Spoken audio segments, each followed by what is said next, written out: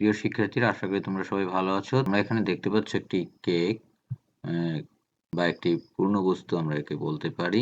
যদি এই কেকটিকে আমরা বিভিন্ন অংশে টুকরো করি তাহলে দেখা যাচ্ছে এরকম হবে।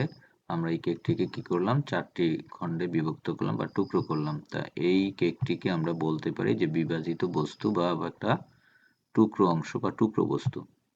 আমরা আরেকটি চিত্র পর্যবেক্ষণ করি শিক্ষার্থীরা। এখানে তোমরা দেখতে পাচ্ছ একটি মালটার ছবি। তো এটাকে আমরা সম্পূর্ণ একটি, যেহেতু মালটা, এটাকে আমরা যদি সংখ্যায় প্রকাশ করি তাহলে 1 বলতে পারি।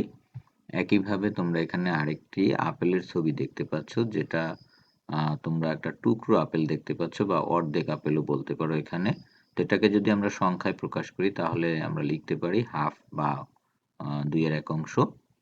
তো এই যে আমরা অর্ধেক লিখলাম, এটা কিন্তু সংখ্যায় যে প্রকাশ করলাম এটাকে আমরা ভগ্নাংশ বলতে পারি।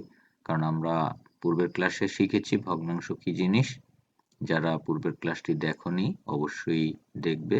তো এখানে তোমরা আবার দেখতে পাচ্ছ এখানে একটি পেয়ারা, সম্পূর্ণ একটি পেয়ারার ছবি। তো এটাকে আমরা 1 দ্বারা প্রকাশ করতে পারি। যদি এটাকে আমরা অজানার একটি রাশি ধরি তাহলে xyz ধরতে পারি, তাহলে 1 সমান সমান আমরা x ধরতে পারি, যার নির্দিষ্ট কোনো মান নেই। x একটি অজানা চলক। তো এটাকে আমরা দেখো, এখানে যদি এই পেয়ারাটাকে অর্ধেক, আমরা যে চিত্রটা দেখতে পাচ্ছি এখানে অর্ধেক পেয়ারার একটা ছবি। তো এটাকে যদি আমরা আবার প্রকাশ করি তাহলে সংখ্যায় প্রকাশ করলে 2/1 অংশ, আর যদি এটা বীজগণিতিক রাশি বা চলক দ্বারা প্রকাশ করি তাহলে লিখতে পারি 2/x। তার মানে x এখানে হচ্ছে একটি অজানা রাশি বা যার মান 1 ধরেছি আমরা। এই ধরনের আমি আরেকটি তোমরা চিত্র দেখতে পাচ্ছি। এখানে দেখো যে এই পেয়ারাটাকে আমরা 4 ভাগে ভাগ করেছি। তো এটাকে যদি আমরা এই অজানা রাশি দ্বারা প্রকাশ করি তাহলে কেমন হয়, 4-এর 1 অংশ সংখ্যায় প্রকাশ করলে এবং যদি রাশি দ্বারা প্রকাশ করি তাহলে 4 ভাগের x ভাগ। এখানে x হচ্ছে এই যে পেয়ারার যে অংশটা, 4 ভাগের 1 ভাগ। আমরা এখানে কিন্তু পূর্বেই দেখিয়েছি যে 4-এর x এর মান হচ্ছে 1 বা একটা পেয়ারাকে আমরা x ধরেছি। তাহলে এখানে 4 টুকরো পেয়ারা যদি আমি লিখতে যাই তাহলে 4 ভাগের x ভাগ। একইভাবে যদি আমরা এই পেয়ারাটাকে 8 টুকরা করি, দেখো পেয়ারাটা এখানে 8 টুকরা তোমরা ছবিতে দেখতে পাচ্ছ। তাহলে এটাকে আমরা কিভাবে লিখতে পারি, 8 ভাগের 1 ভাগ অথবা 8 ভাগের x ভাগ। তাহলে আশা করি তোমরা বুঝতে পেরেছো কিভাবে বীজগণিতিক রাশি দ্বারা এই সকল ভগ্নাংশকে প্রকাশ করা যায়। তাহলে আমাদের আজকের যে পাঠের বিষয় ছিল সেটা হচ্ছে বীজগণিতীয় ভগ্নাংশ। তো আমরা এই বীজগণিতীয় ভগ্নাংশ নিয়ে আজকে আলোচনা করব। তো এখানে তোমরা একটু পুরনো স্মৃতি মনে করিয়ে দিই। সেটা হচ্ছে এই যে ভগ্নাংশ আমরা লিখলাম, এই ভগ্নাংশটির লব কোনটা? লব হচ্ছে উপরেরটা এবং হর হচ্ছে নিচেরটা। এটা আমাদের পুরাতন একটা পড়া। তো আমরা চলো ফিরে যাই অঙ্কতে এবার। দেখো এখানে আমি একটি x কে ভাগ করলাম x দ্বারা, তাহলে রেজাল্ট আসলো কত? 1। একইভাবে যদি আমি xy কে ভাগ করি xy দ্বারা, এখানে xy হচ্ছে লব আর এই xyটা হচ্ছে হর। তো এটাকে যদি আমরা ভাগ করি তাহলে আমাদের কি আসবে? রেজাল্ট আসবে 1। তার মানে হচ্ছে লব ও হর যদি একই রকম থাকে তাহলে ভাগফল অবশ্যই 1 হবে, সেটা যাই হোক না কেন।